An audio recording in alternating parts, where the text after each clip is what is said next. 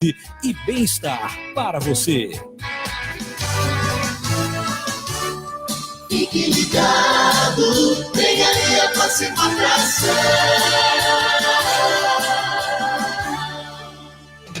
O programa que você vai ouvir agora é uma produção independente. Os fatos e opiniões aqui expressos são de responsabilidade de seus realizadores. A Associação dos Universitários e Secundaristas de Belém apresenta Programa Voz dos Estudantes, pela Rua Nova FM.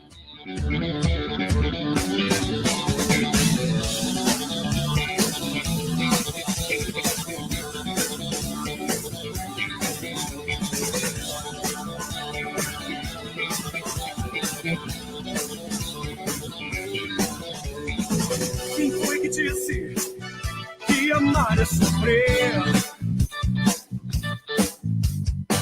Quem foi que disse que Deus é brasileiro, que existe ordem e progresso, enquanto a zona continua no Congresso? Quem foi que disse que a justiça nada mais não falha? Que se eu não for um bom menino, Deus vai castigar. Os dias passam lentos, aos meses seguem os aumentos. Cada dia eu levo um tiro e sai pela culatra. Eu não sou ministro, eu não sou magnata, eu sou do povo, eu sou um Zé Ninguém. Aqui embaixo as leis são diferentes. Eu sou do povo, eu sou um Zé Ninguém. Aqui embaixo as leis são diferentes. Ei!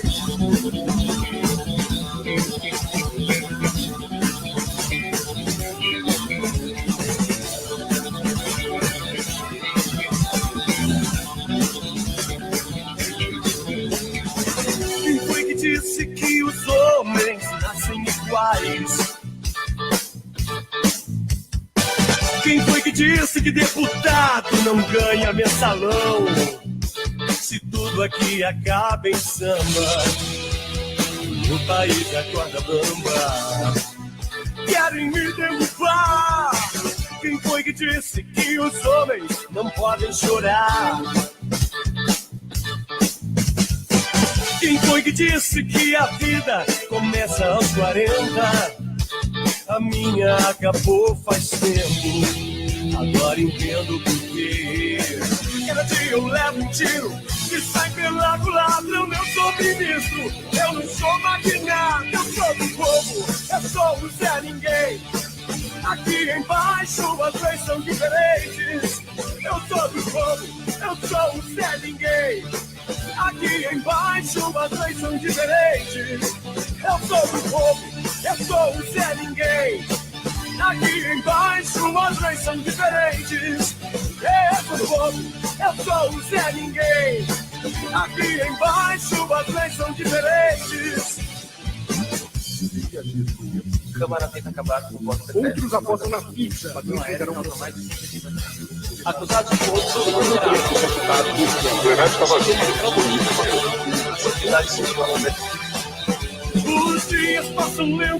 Os dias passam lentos, yeah.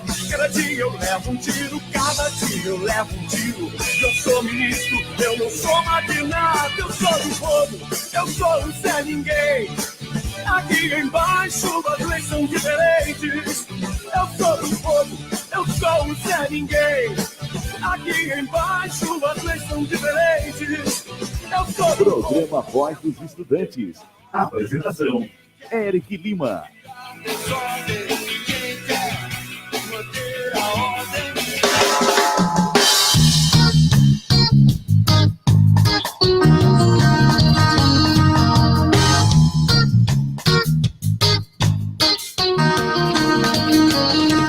Caminhando e cantando e seguindo a canção, somos todos iguais, braços dados ou não, nas escolas, nas ruas, campos, construções, caminhando e cantando. Olá, muito boa tarde, estamos no ar mais uma vez com o programa Voz dos Estudantes, o primeiro programa depois das eleições de 2018. Muita coisa vai mudar na realidade social a partir do ano que vem. A mentalidade do povo já está um pouco alterada em função da comparação entre o que o povo acreditava e esperava de governo nas eleições anteriores e o que o povo acredita e espera de governo depois do resultado dessas eleições. Nós estamos acompanhando uma mudança social muito forte na estrutura do Estado brasileiro. Nós estamos acompanhando uma verdadeira troca de farpas entre polos que continuam se contrapondo mesmo após as eleições. Na verdade, nós estamos acompanhando um clima de guerra ideológica. E, claro, o programa Voz dos Estudantes, na condição de caminho para um melhor debate, um aprofundamento sobre as questões políticas, sociais e educacionais, não poderia ficar longe dessa discussão. Nós não poderíamos jamais ver todas essas questões acontecendo no nosso país e não nos posicionarmos. Vamos abrir aqui um pequeno parênteses. Até então, nós não podíamos emitir as nossas próprias opiniões em função da lei eleitoral. Agora, nós já podemos, assim como vocês que estão do outro lado também podem. Fecha parênteses. E é justamente por isso que nós estaremos dedicando o programa de hoje para pensar um pouco mais sobre a realidade política do nosso país. Para além disso, nós não vamos esquecer que amanhã acontecerá aquele fato, aquela coisinha pequenininha chamada o Enem que altera consideravelmente a vida de boa parte dos estudantes brasileiros. Aquela provinha tenebrosa que assusta o estudante do ensino médio desde o primeiro ano. Aquela provinha que decidirá qual será o futuro dos nossos estudantes. Qual será o seu futuro? Qual será o seu caminho na vida universitária? Qual será o seu caminho no mercado de trabalho? Qual será o seu caminho a partir da realização dessa prova? Nós esperamos que você tenha se preparado. Hoje nós vamos conversar um pouco, pelo menos eu falarei um pouco sobre redação, para a gente tentar tirar aquele medo que o estudante tem pré-prova, que é o medo de tentar adivinhar o tema da redação, que é o medo de não estar preparado para escrever uma redação. Nós vamos conversar um pouco sobre isso já já. Acredito que os meus companheiros também vão fazer as suas ponderações sobre esses temas. Se não sobre o Enem, sobre política, sobre sociedade, o programa é sempre aberto para todos aqueles que estão aqui na emissora e aqueles que estão nos acompanhando via Facebook e pelas ondas sonoras da 87,9. E para dar uma fechada na nossa programação, vamos tratar também de um tema muito importante para a vida do povo da nossa região, do Brejo Paraibano. Nós estamos aí com 5 concursos abertos de prefeituras daqui próximas à nossa. Infelizmente, nós não podemos fazer grandes considerações acerca desses concursos, porque o site dos editais ele está offline. Nós viemos desde ontem tentando entrar em contato com esses editais para fazer as considerações e indicar algumas metodologias de estudos, mas não nos foi possível. E, infelizmente, o site da UEPB está fora do ar, o site da CPCom, que é a banca realizadora desses próximos concursos, que haverá de acontecer aqui no Brejo Paraibano. Aí nós não faremos essas considerações minuciosas. A gente vai fazer algumas considerações mais gerais, mais genéricas, para lembrar você que os editais já estão publicados e que você já tem que começar a estudar, porque talvez o seu emprego futuro esteja traçado no destino exposto nesses editais. Muito bem. Se fazem presentes aqui no estúdio da Nova Rua Nova FM, os nossos companheiros Bruno Barreto e o nosso companheiro Jordi Leico, que com certeza irão fazer as suas considerações e ampliar ainda mais o rol de conhecimentos que esse programa ele leva até você. E farei questão de começar a nossa análise. Eleições 2018. A pergunta, Bruno Barreto, é: que tiro foi esse? O que aconteceu com o povo brasileiro? Aonde foi que tudo deu errado? Em que momento nós esquecemos a história deste país, esquecemos as lutas e conquistas que esse país, que o povo do Brasil conseguiu, depois de muita luta, muito sofrimento, muita mobilização.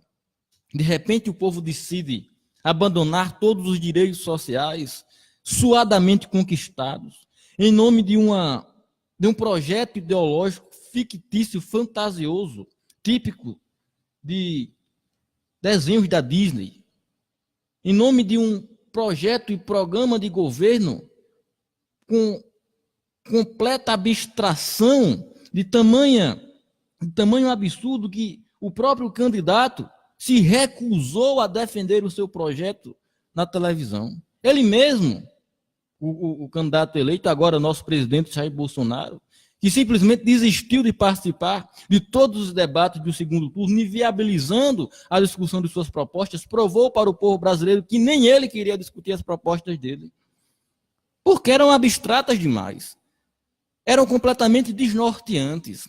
Eu pessoalmente acredito que o povo brasileiro foi enganado nessas eleições. Sabe por quê?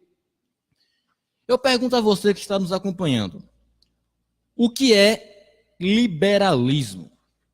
O que significa livre iniciativa? Você acredita que o liberalismo é um sistema político, ideológico e econômico capaz de se adequar à realidade social brasileira hoje? Você acredita que a livre iniciativa é possível de ser aplicada dentro das estruturas sociais do Brasil hoje? E você pode estar se perguntando o que é isso? E eu respondo. Jair Messias Bolsonaro, o nosso presidente, usou como pano de fundo dos seus argumentos o discurso antipetista e o discurso anticorrupção para vedar as suas verdadeiras intenções no seu projeto de governo, que era aplicar um projeto ultraliberal no âmbito econômico e social, social e político do nosso país. Esse projeto, claro, jamais teria apoio popular, porque ninguém, ou melhor dizendo, poucos daqueles que compõem a grande massa, nós que somos os pobres, que somos aqueles mais carentes, que mais dependem das políticas sociais do governo, nós desconhecemos muitas vezes o que significa um governo liberal. O que significa, o quão arrasador é a ideia abstrata de livre iniciativa em um governo, em uma estrutura econômica em que o mercado dá as mãos, os mercadores, os burgueses, os empresários dão as mãos uns aos outros e decidem competir livre e eticamente, dando emprego a todo o povo brasileiro e garantindo que cada cidadão tenha condições de ascender social e economicamente e garanta a dignidade para si mesmo e para a sua família. Que era essa a proposta do plano de governo do candidato eleito, do Jair Messias Bolsonaro. Uma vez aprovado a livre iniciativa, a desburocratização do Estado brasileiro para que pessoas possam, por si só, se autofinanciarem, consiga, com isso, ter a liberdade econômica e o país vai avançar. Veja, é uma proposta encantadora, é uma proposta tão linda, mas tão linda, é tão romântica, mas tão romântica que te conquista em uma primeira análise. Eu lembro ainda ontem, companheiro, estava discutindo com um rapaz no Facebook, ele disse o seguinte: o governo brasileiro atualmente suga as riquezas individuais. E eu perguntava, meu amigo, quanta riqueza você tem? Porque eu vou fazer as minhas contas. Veja bem, eu vou para a universidade pública, o curso que eu faço à direita, a parcela mínima no particular seria de R$500. Vamos pensar aí, R$500 por mês eu teria que pagar para fazer um curso superior. Para usar o transporte todo dia, no mínimo eu gastaria R$200, lá se vão R$700. Para ter acesso a uma saúde como eu tenho hoje, eu teria que pagar um plano de saúde, que eu não preciso porque tenho um SUS. Eu teria que comprar os livros das universidades, que as universidades exigem, mas eu não compro porque tem uma universidade pública dentro da universidade, aliás, tem uma biblioteca pública dentro da universidade pública que me oferece boa parte dos livros que eu preciso. Ou seja, se nós formos parar para fazer um comparativo, pelo menos comigo, eu não sei se com você também é assim, o que o governo suga de mim, através dos impostos é minimamente, é escandalosamente menor do que o governo me devolve através de projetos e programas sociais. Porque eu não tenho emprego. Porque eu não recebo nenhum salário mínimo.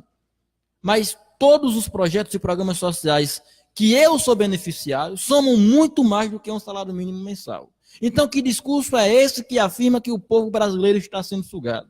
E eu pergunto a você que acredita nesse discurso, quanto de riqueza você produz? Eu imagino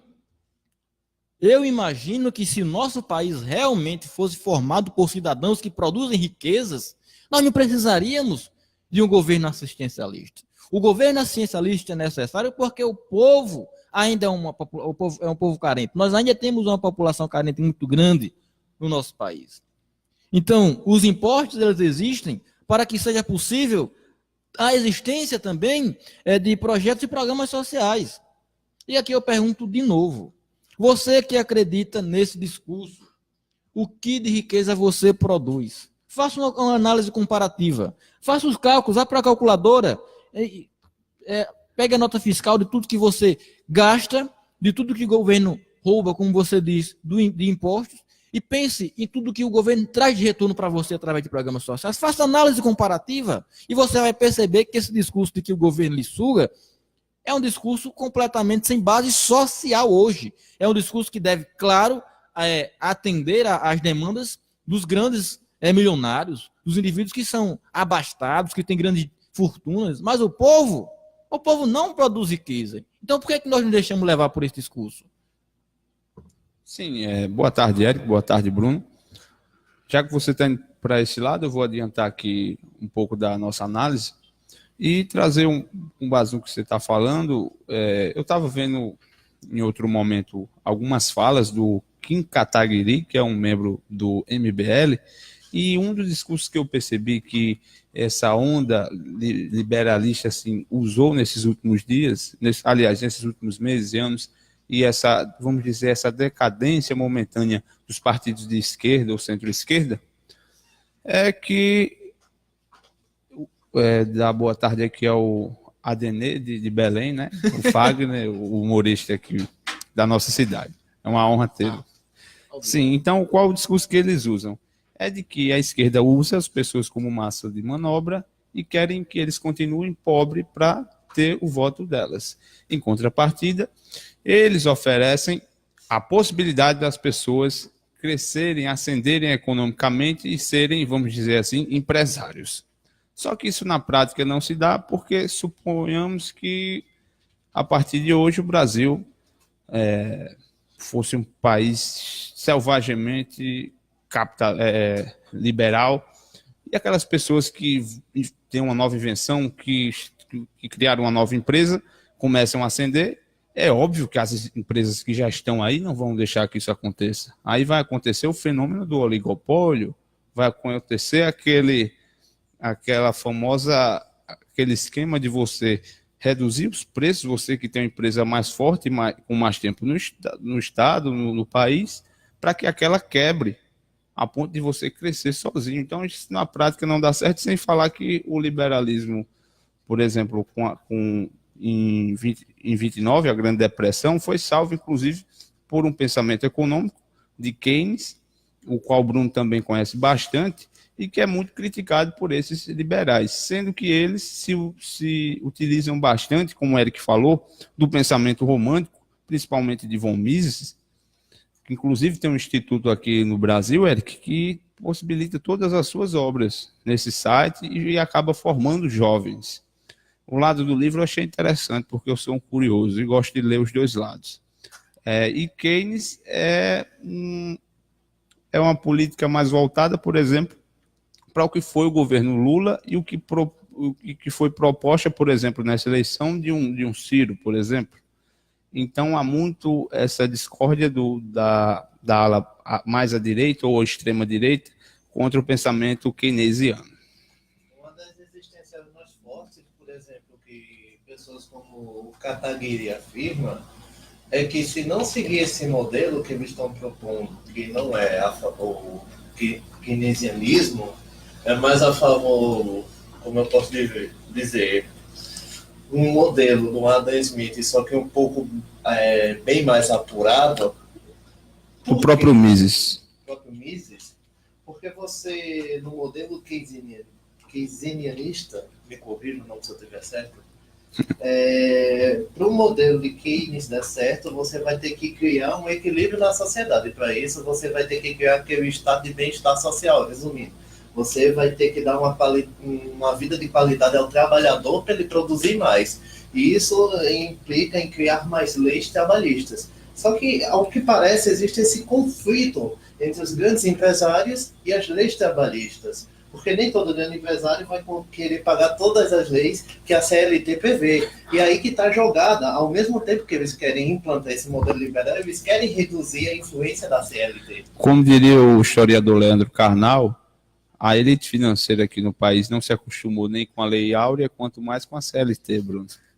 Pois é, isso é algo grave, porque a CLT não existe para barrar o empresariado, ela existe para dar uma vida digna ao trabalhador, para criar esse equilíbrio social de produção. Mas eles vêm dizer, mas a CLT, como um professor disse, só serve para fazer processo trabalhista. Porque tem pessoas, trabalhadores que só servem para fazer isso. Não, meu querido, a CLT serve para dar o seu direito como trabalhador, serve para dar um salário fixo no contrato, para você não tentar acertar salário apenas na informalidade, entende? Por exemplo, caso o seu patrão fixe um salário informal com você, ele pode pagar ou não, vai depender dele, da sua vontade. Na CLT não, ela traz um salário fixado por norma, então ele tem que seguir essa norma, senão ele é punido. Eric? É incrível, Jordi, o argumento que você aponta com relação aos oligopólios, aos monopólios. E eu parti para essa discussão ainda ontem com esses nossos novos pensadores de Facebook sobre a livre iniciativa não dar certo, justamente porque as grandes empresas elas vão começar a se reunir em grupinhos e vão produzir e vão começar a produzir uma realidade social que impedirá que outras empresas surjam.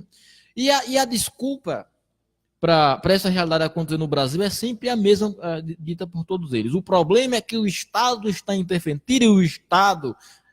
tira a mão do Estado do mercado e o mercado se autorregulará e vai manter a ordem interna. Mas não se afirma, não se explica como.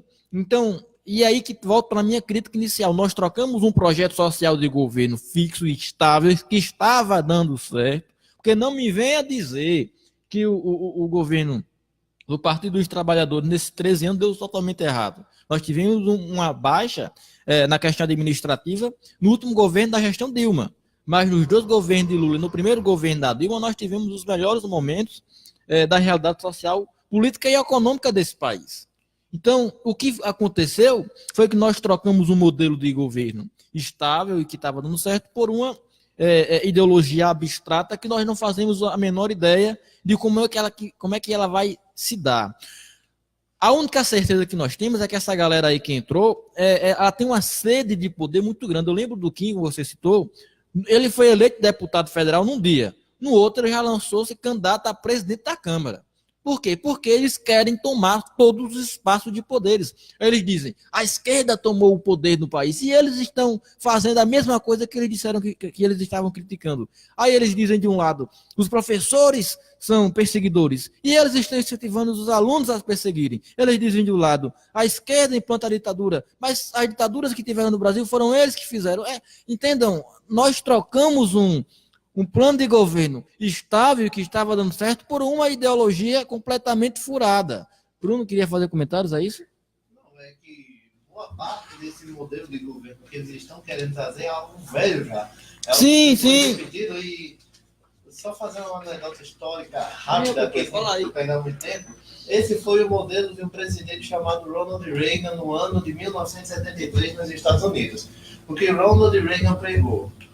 Eu vou dar trabalho para todo mundo, eu vou fazer todo mundo ficar rico. Era o mesmo modelo. Começa como? Cortando impostos para os empresários, para eles produzirem mais empregos, para as pessoas trabalhar. Só que pensa o seguinte, Se eu corto impostos do empresariado, que é uma das maiores fontes de renda da nação, vai causar uma dívida pública. Sim.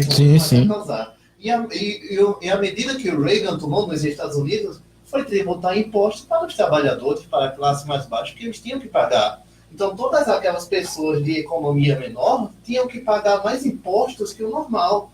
Pagando mais impostos, elas evitaram de comprar mais produtos que os empresários produziam. Comprando menos, os empresários tiveram que cortar gastos. Cortando gastos, criou uma geração de desemprego, que foi a segunda maior recessão nos Estados Unidos no início dos anos 80. Fim, é isso. No início tem um bom governo, tem aquele milagre econômico, como foi no regime militar, só que do segundo tempo para lá vai causando um desastre econômico, como foi o exemplo do regime militar ao seu final, criou uma superinflação no Brasil. É um modelo velho, mas que está sendo reaplicado agora.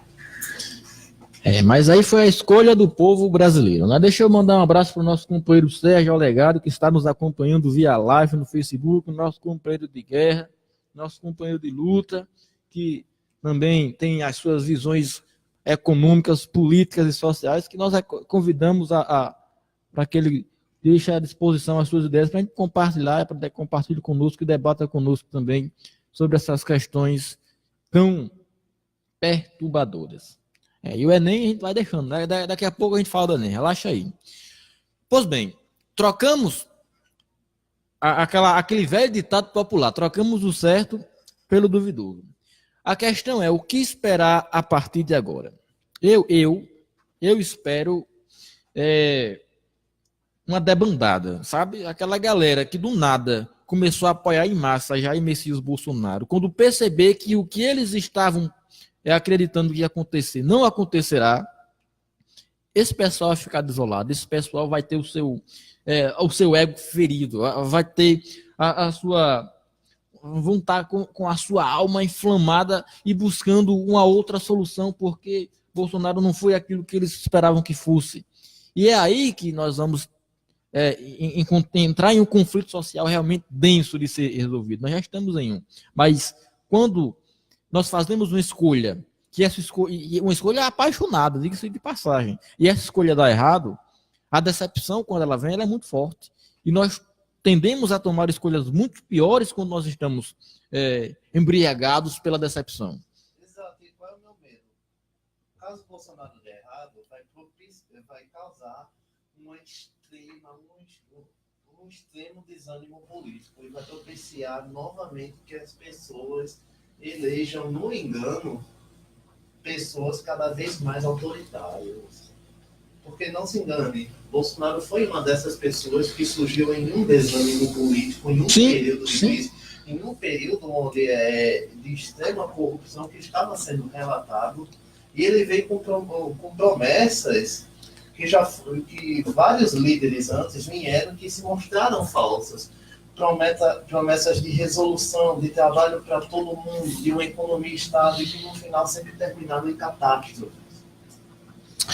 Eu queria destacar, de modo geral, o que foi a eleição. No segundo turno, Bolsonaro teve mais de 57 milhões de votos e o Haddad 47 milhões. Em alguns programas anteriores, a avaliação que era feita aqui é que, principalmente no quadro Pensamento Político, é que nós acreditávamos na vitória do Bolsonaro. Por quê? Porque observou-se que o discurso antipetista, que foi o partido que conseguiu ir ao segundo turno, estava muito forte. Então, quando você polarizasse ali, observou-se que o antipetismo, que as pessoas que têm aversão ao PT, como disse, que foi o partido que conseguiu ir ao segundo turno, elevou-se comparado com a última eleição, que um Aécio chegou a ter 51 milhões de votos, e isso, em números, que nós acertamos, ampliou-se. No segundo turno, eles tiveram, vamos dizer assim, desse ponto de vista, mais de 6 milhões a mais de votos. Enquanto isso, nós observamos que parte do eleitorado, mesmo que fosse mínimo, caiu bastante, irrelevantemente, do espectro petista. Porque não é fácil, todos os dias, a mídia, as redes sociais, atribuir que todos que fazem parte de um determinado partido são corruptos e que são imorais e etc. Essa generalização acaba trazendo para outras pessoas aquele sentimento de talvez até decepção, mesmo que aquele conteúdo que está sendo transmitido não tenha nenhuma coerência. Bom, com isso, parte desse eleitorado, como falei, mínimo do espectro petista, no segundo turno, eu diria que até omitiu-se de votar. Alguns votaram em branco, como nós vimos o número de eleitores que votaram branco ou nulo foi elevado. Eu acredito que está mais puxado para esse eleitorado que tendia nas outras eleições ou que votou no PT, e não votaram no outro candidato porque acharam ele, vamos dizer, muito vago, porque era uma pessoa que nós sabemos que não tem experiência administrativa e falou muitos absurdos durante a sua vida política. Com isso, é bom observar que o partido, apesar de ter feito 47 milhões de votos, eu me refiro aqui ao PT, vamos ser sinceros que esses 47 milhões de votos não são votos petistas. Eu acredito que pelo menos aí 9, entre 8 e 9 milhões, ou até chegando, acho que no máximo de 10 aqui, são votos anti-Bolsonaro. O que são esses votos anti-Bolsonaro? São pessoas que disseram, não, eu não vou votar nesse candidato porque ele falou durante sua vida muitos absurdos, dos quais eu não concordo, e que esse candidato do PT, apesar de estar envolvido num partido que, claro, tem seus escândalos e tal, mas é um cara preparado, que já foi ministro, fez um bom trabalho, então eu vou votar nele nesse sentido. Pessoas até que nunca votaram no PT, acabaram votando no Haddad, por esse ponto de vista. Então, a direita brasileira, eu acho que conseguiu vencer uma eleição quando partiu até para o extremo. E aqui eu explico por que o extremo. Porque tem um candidato que falou barbaridades, vamos ser sinceros. E foram essas barbaridades que turbinaram a campanha dele. E indo para a campanha dele, Eric, é bom lembrar que todo mundo dizia, os analistas políticos diziam, que quando começassem as eleições, Bolsonaro ia cair. O Bolsonaro vai cair. Porque quando começar o tempo de TV, ele não tem tempo de TV, ele está liderando as pesquisas, mas ele não terá palanque nos estados, e aí vai ser mais fácil de outro candidato ultrapassar. A maioria dos analistas políticos apostavam em um PT no segundo turno, com o PSDB de Geraldo Alckmin, uma vez que Alckmin chegou a fazer a coligação com os partidos chamados aqui do Centrão, Blocão, o DEM, PP, e que lhe deu o monopólio do tempo de TV durante as eleições. Só que aí, passadas as eleições, o que é que nós escutamos desses mesmos analistas? Bolsonaro, assim como Lula, trata-se de um fenômeno, de um acontecimento impressionante, que, diferentemente do que se previa, não se atribui a ele. Ele foi o cara fora da curva. E por que é que isso acontece? Justamente porque ele é um fenômeno. Ele foi um fenômeno. Isso deve ser reconhecido.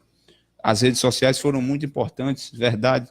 Mas o que me chama mais atenção, Eric, é que ele não foi, vamos dizer, eleito com grandes propostas, ou por ter uma grande oratória, ou por ter grandes propostas, ou por respeitar a maior parte do povo brasileiro. Não. Ele foi alguém com ideias de segregar mesmo.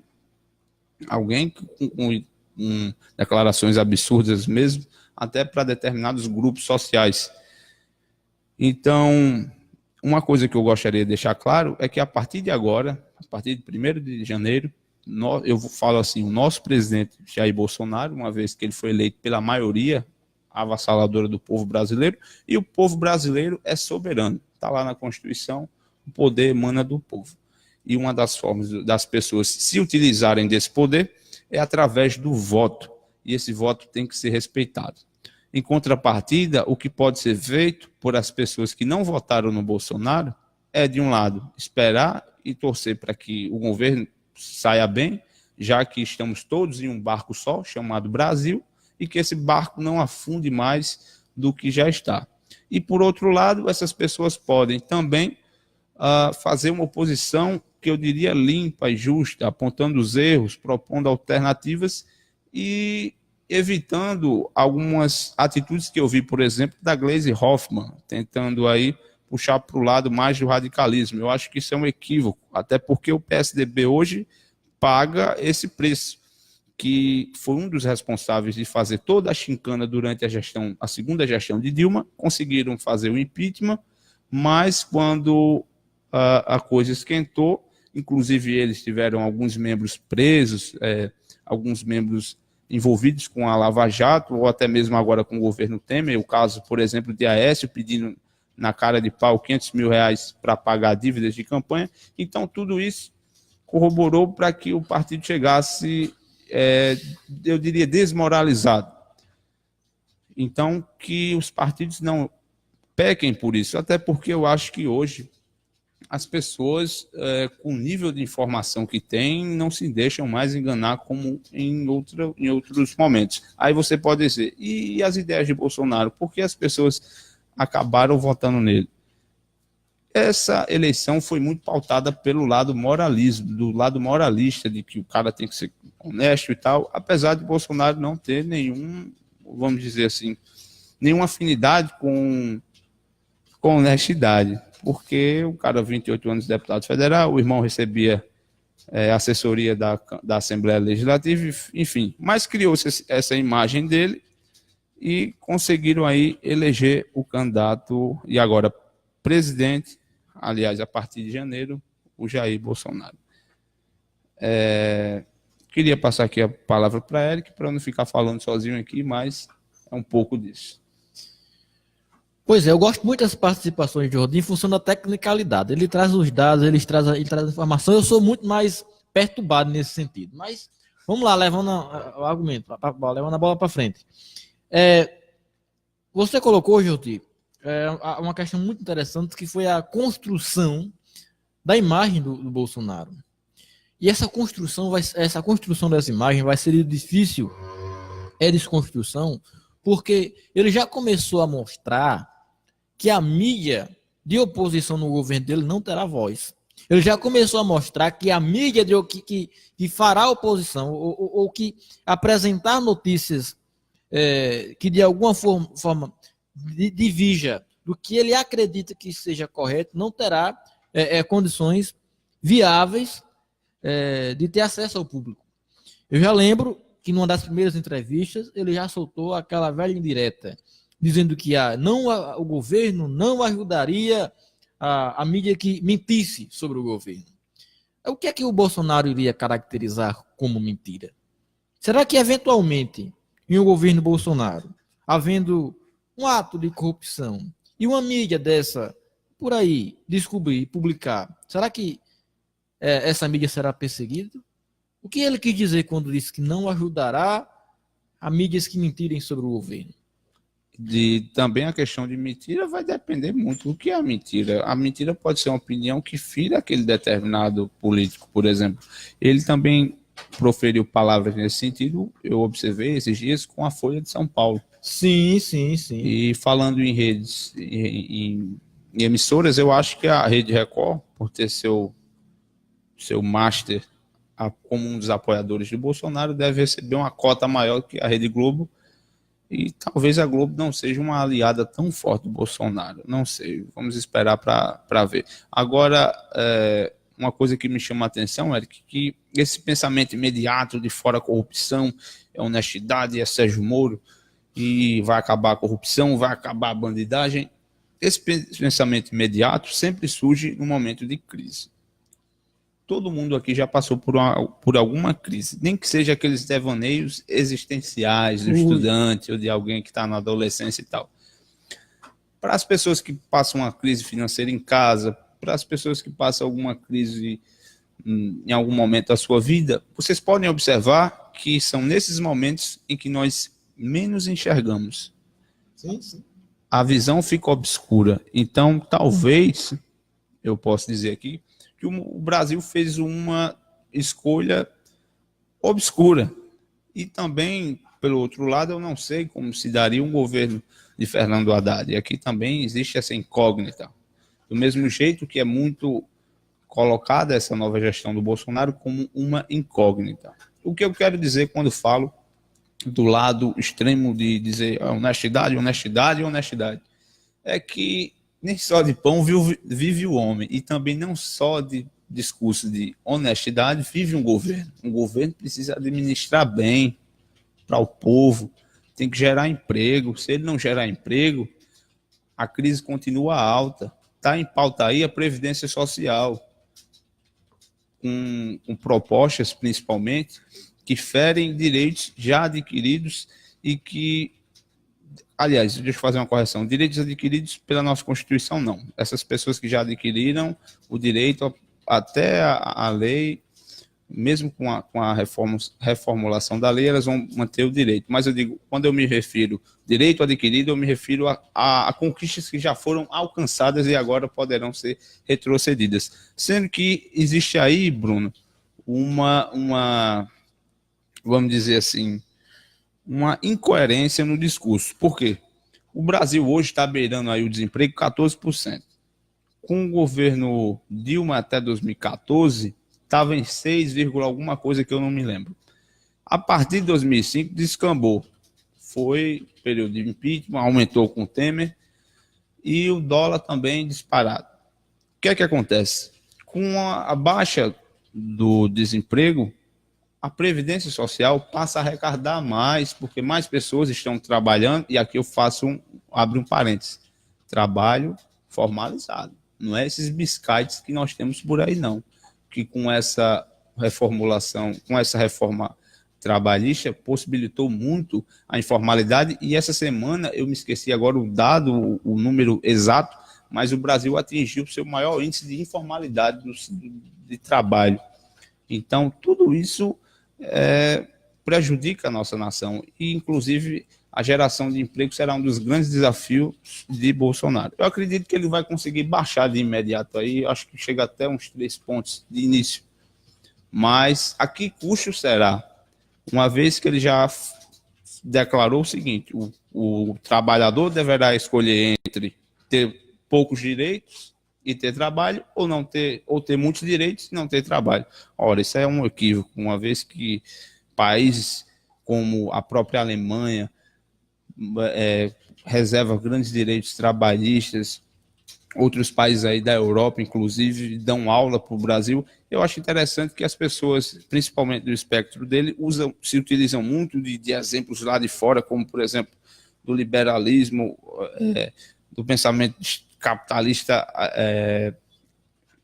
americano, mas eles se esquecem de dizer que o governo americano não se desfaz de nenhuma reserva de petróleo, enquanto eles querem vender, por exemplo, a nossa Petrobras. Mais uma vez, é inacreditável como o povo brasileiro fez a escolha para presidente nessas eleições. Os Estados Unidos, como você disse, apresentam uma política de economia interna muito rígida, que não permite que outras nações tenham acesso a essas fontes de economia. Enquanto o Brasil, que se diz, pelo menos a partir de 2019, com o governo nacionalista, que se diz nacionalista, está começando a viabilizar a venda de grandes nacionais. Eu lembro da China, inclusive, a China, né, o governo comunista chinês já está de olho nas estatais brasileiras. Rapidinho aqui. Interessante que antes das eleições, alguns eleitores de Bolsonaro queriam colocar ele como um sucessor de um Enéas. Algo extremamente absurdo. Primeiro, porque Bolsonaro não tem o preparo de Enéas. E segundo, que Enéas defendia o Estado necessário, a participação estatal. Isso é realmente ser patriota. Não é o patriotismo de goela que bate continência para a bandeira americana, como o senhor Jair Messias Bolsonaro, nosso presidente, eleito pela soberania popular, já se referiu. E outros, vamos dizer, inspiradores do nosso presidente são os militares, que, ao contrário dessa política de vender estatais, também não praticaram disso. Concorda? É interessante como as influências do capitão não condizem com o plano econômico do banqueiro Paulo Guedes? Primeiro que o capitão, quando assumiu a presidência, já queria fazer umas besteiras aí. A primeira besteira que ele foi até julgado pelos seus eleitores é fazer a fusão do Ministério do Meio Ambiente com o Ministério da Agricultura. Acho que ele recuou. Recuou, isso recuou. Ele recuou, mas recuou devido à crítica dos seus próprios eleitores. É interessante que, por exemplo, o Ministério da Economia, que agora vai contar vai ser um só, o Ministério da Fazenda, Planejamento e Indústria e Comércio, e chama-se uma super pasta do Paulo Guedes. Também tem o Ministério da Justiça e Segurança Pública, as matérias trazem como super ministério do futuro ex-juiz Sérgio Moro, para um político, e que um super ministério, uma super pasta, e resta saber se vai ser um super governo ou uma super decepção. É uma incógnita esse governo.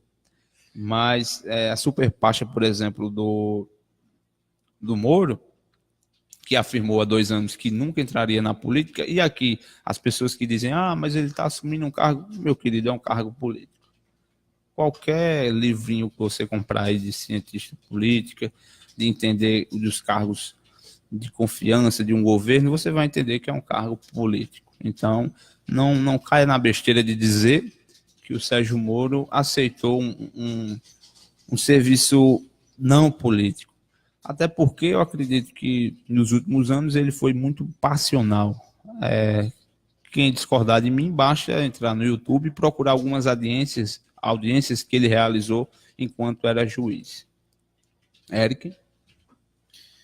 O companheiro Tiago está dizendo aqui no Facebook que o discurso populista convence melhor do que aqueles que têm propostas. E realmente foi isso que aconteceu na eleição de 2018.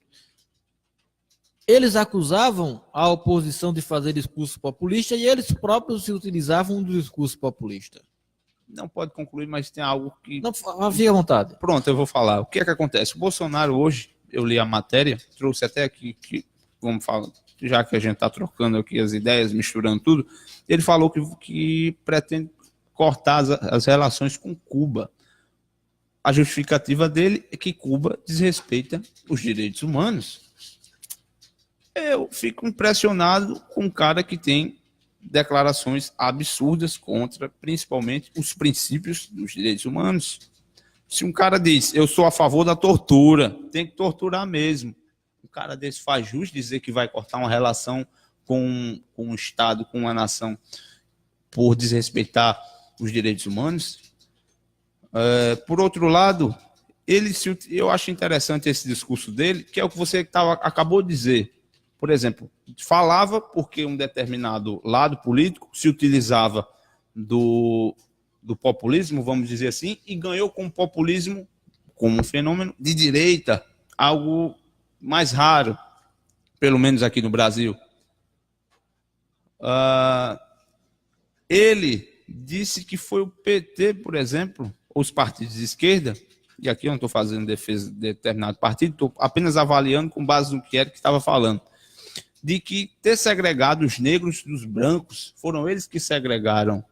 Então, ele se utiliza de um argumento que era dito pelo outro lado para jogar uma ideia contra a outra. Percebe, Eric?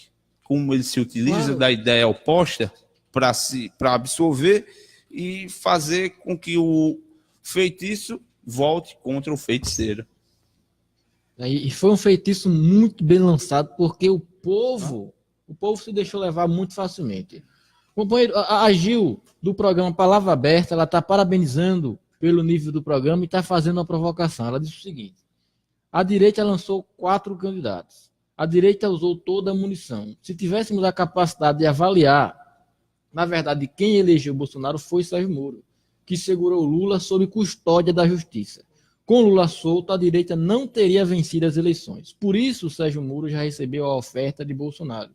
Porque Bolsonaro sabe que sem Sérgio Moro não seria possível vencer o Lula. Quem está dizendo isso é a nossa companheira do programa Palavra Aberta, a Gil. Realmente, nós tendemos a concordar com esse raciocínio.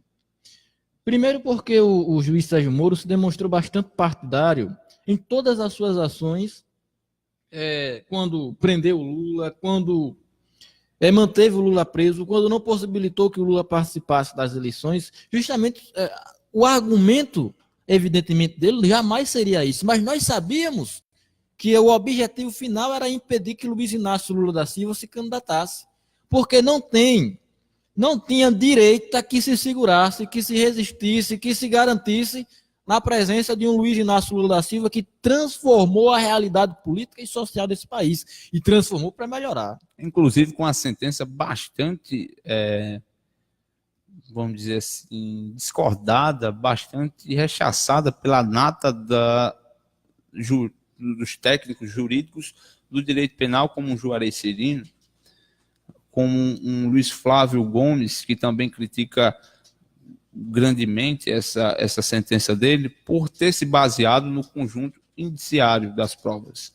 Algo que não é de praxe do direito penal brasileiro, uma vez que o direito penal brasileiro se baseia no direito penal positivo, que é aquilo que está escrito, que é aquilo que determina quais são as práticas, aquilo que é ilegal, aquilo que não é legal. Aí você vai entender o que é, por exemplo, o princípio da legalidade. Ninguém pode ser punido por aquilo que não esteja descrito em lei, e por aí vai. Todo mundo não. Boa parte das pessoas também percebem o quanto passional foi o Sérgio Moro, por exemplo. Naquela decisão em que um desembargador quis liberar o Lula, dar o habeas corpus e tal, claro que de forma errônea, porque já havia uma decisão colegiada, e ele não pode, e a decisão monocrática nesse caso não pode sobrepor sobre a opinião do colegiado. Ele se equivocou nisso, mas o Moro, ele se pronunciou contra a decisão de alguém que estava acima dele. Então foram dois erros aí, compreende?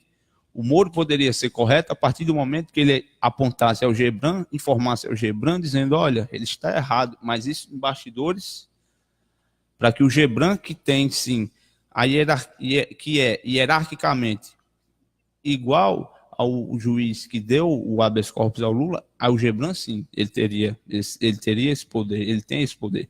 O Moro, a partir do momento que ele desrespeita, como disse que não iria cumprir, ele está desrespeitando a hierarquia da justiça brasileira.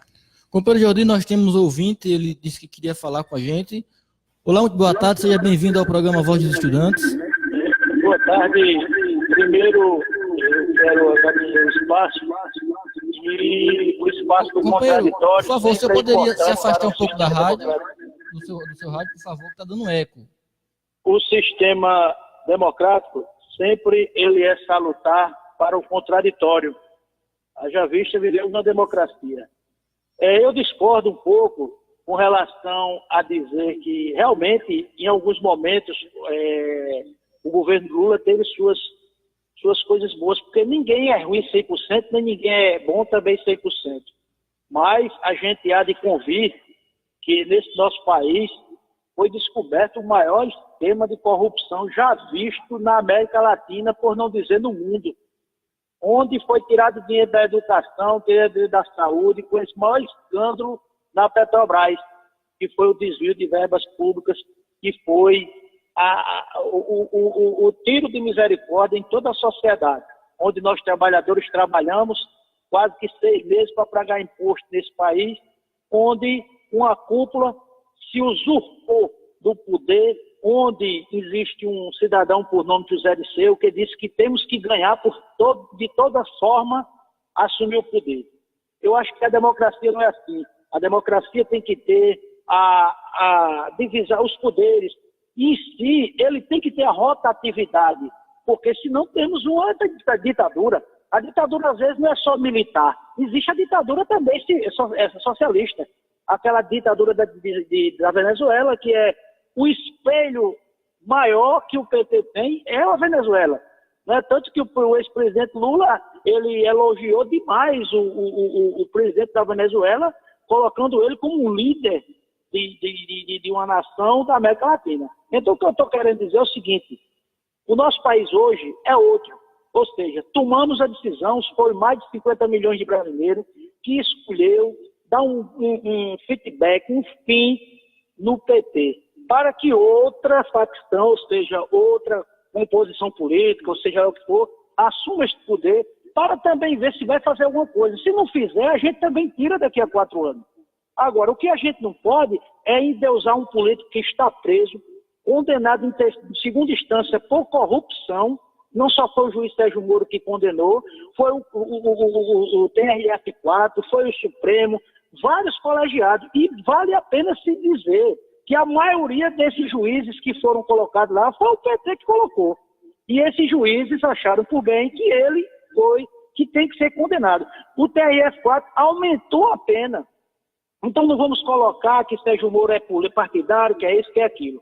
Eu acho que nós devemos fazer o seguinte, é pedir a Deus que esse novo presidente acerte. Porque se ele errar, erra para todos nós, erra para quem votou, erra para quem não votou, erra para o estudante, erra para o trabalhador, erra para quem produz e para tudo. Então a gente deve deixar essas querelas de lado e dizer que vai dar errado. O que eu estou ouvindo nas imprensas é só isso, não vai dar errado, é que vai dar errado, é que Paulo Guedes é não sei o quê, é que vai dar errado. O cara nem assumiu ainda se está alardeando que vai dar errado. Minha gente, o palanque desarmar, vamos colocar agora o Brasil acima de tudo, vamos pedir a Deus que dê discernimento para que o camarada assuma, para que o camarada realmente possa fazer o melhor para a nossa gente. Eu não sou partidário não, nem também defendo nenhum político que esteja condenado por corrupção.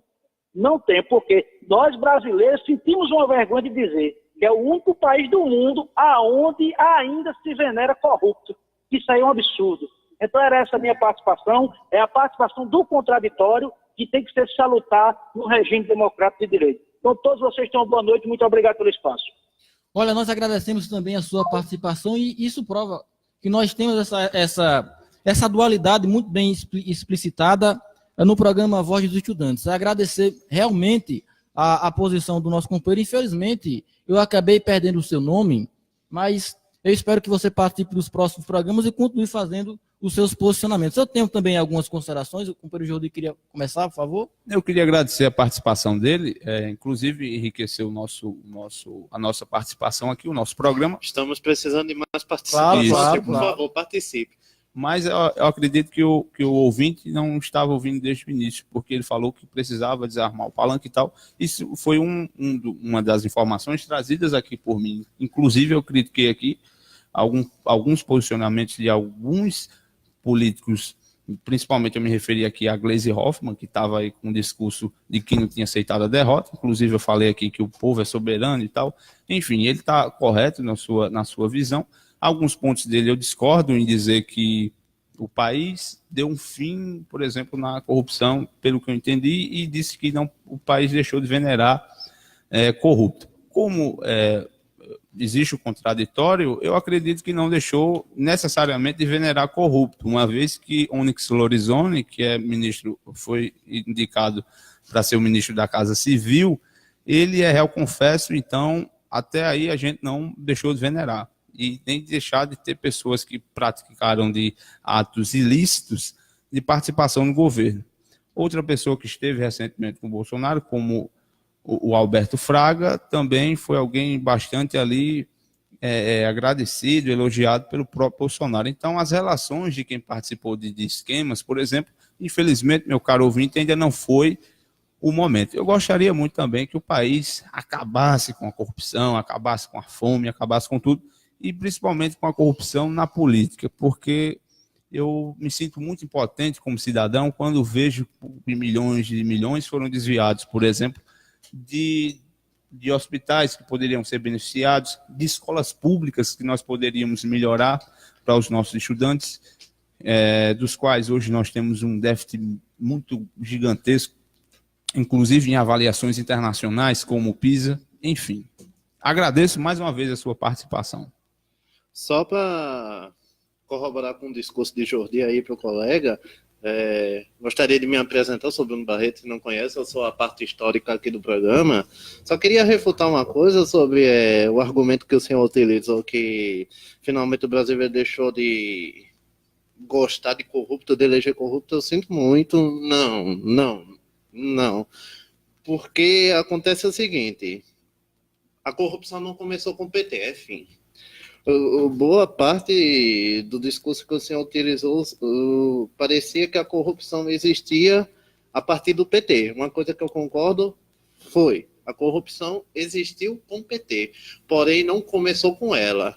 Nesses últimos anos, principalmente com o escândalo da Lava Jato, estava ligado, sim, ao presidente Luiz Inácio Lula da Silva, mas porque ele era o presidente em questão dos anos de 2003 a 2008 e depois assumido por Dilma. Mas e antes disso, quem é que estava no poder? Porque o esquema do Lava Jato começou já no governo de José Sarney.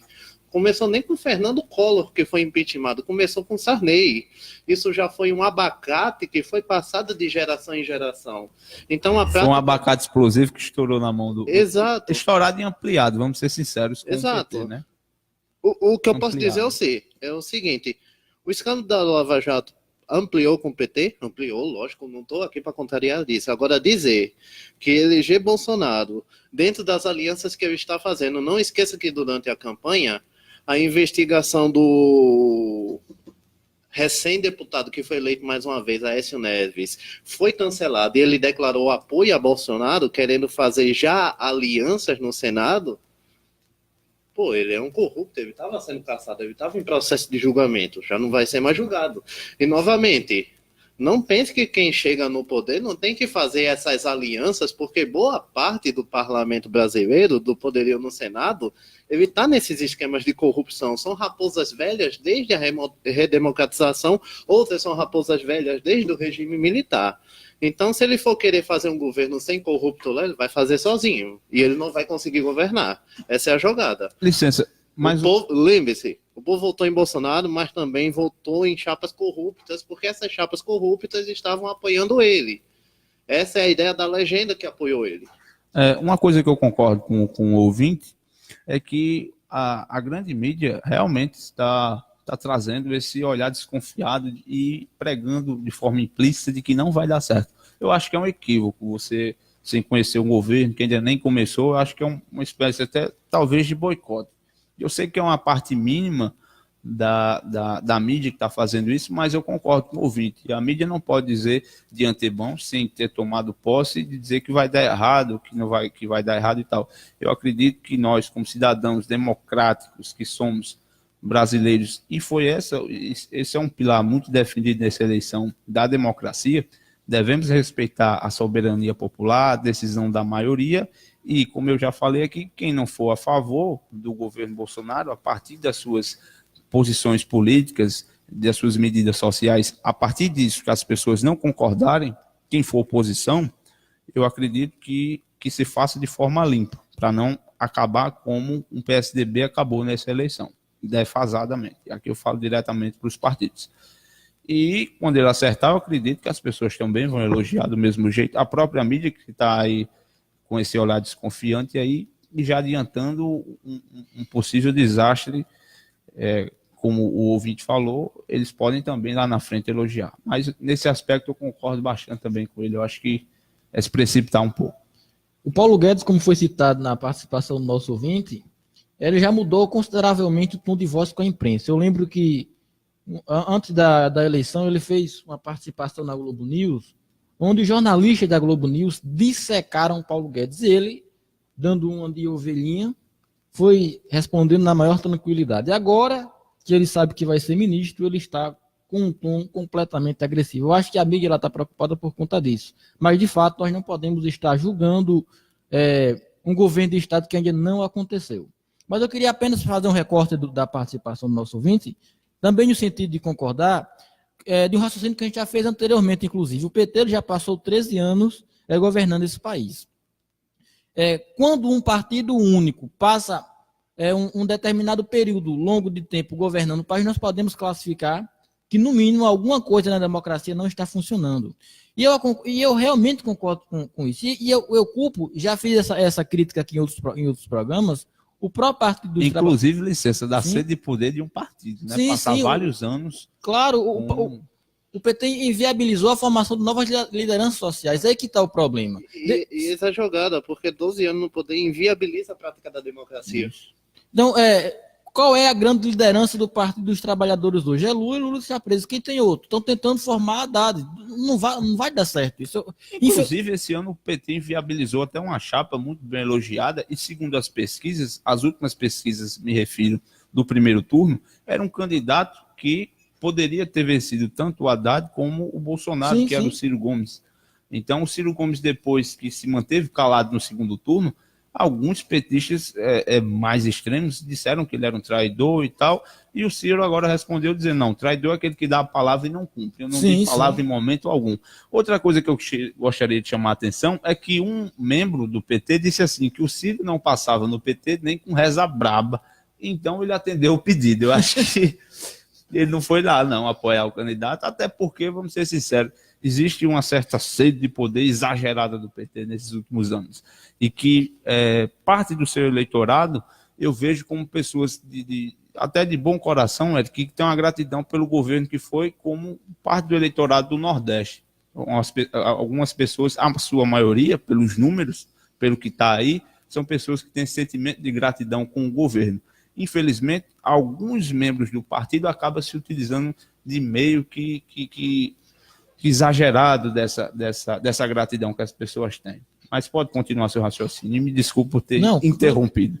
Na verdade, o raciocínio ele vai ter que ser interrompido, porque nós já estamos passando o horário, inclusive. Mas eu gostaria de convidar o nosso ouvinte para participar, se não por celular, mas ao vivo aqui conosco no estúdio, para a gente poder realizar esse debate hoje no outro. Eu gostei muito, não somente da participação, Jordi, mas da forma como ele colocou os seus argumentos, porque demonstrou ser um cidadão realmente preocupado e letrado, vamos assim dizer. Então, vamos convidar... Uma boa dicção, claro, inclusive. Claro, isso, eu gostei muito da dicção. Então, a gente convida para o próximo programa a gente poder fazer esta conversação, o senhor, quem mais quiser, para fazer esse debate, essa conversação olho no olho, que eu acho muito mais interessante, eu acho muito mais proveitoso.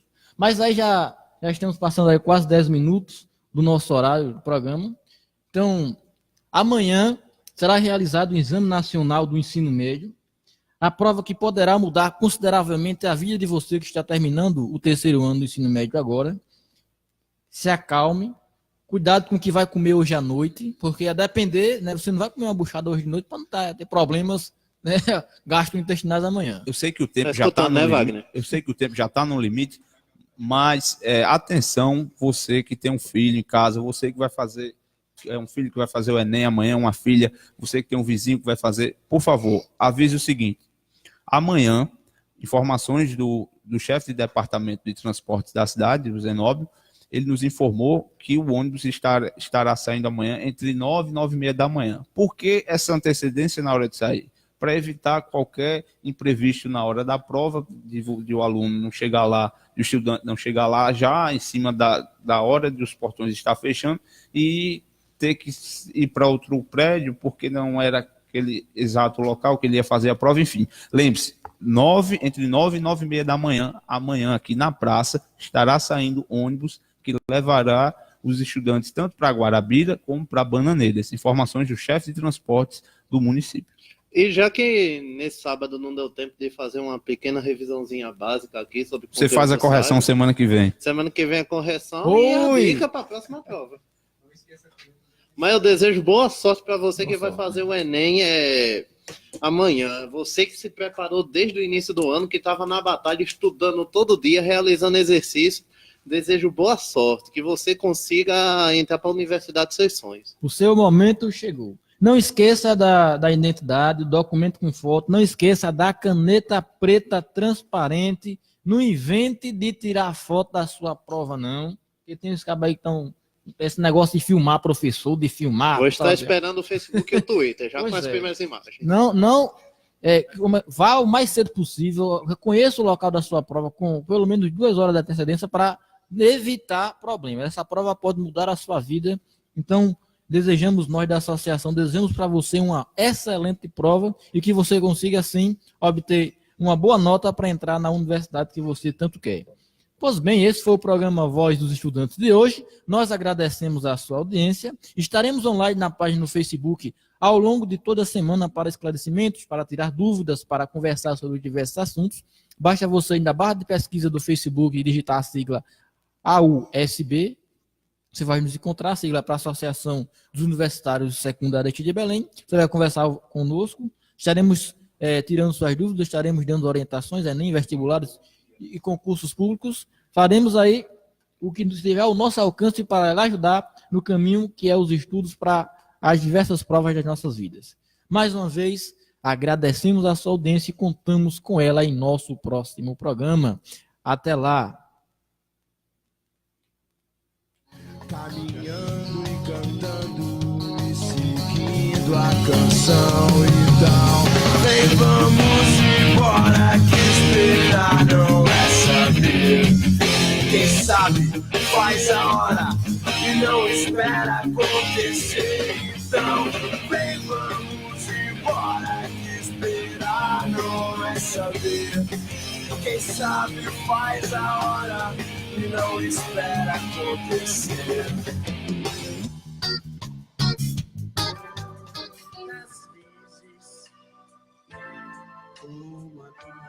Você acabou de ouvir Programa Voz dos Estudantes.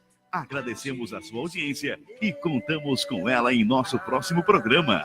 Desejamos a todos uma ótima noite. Boa noite, meus amigos.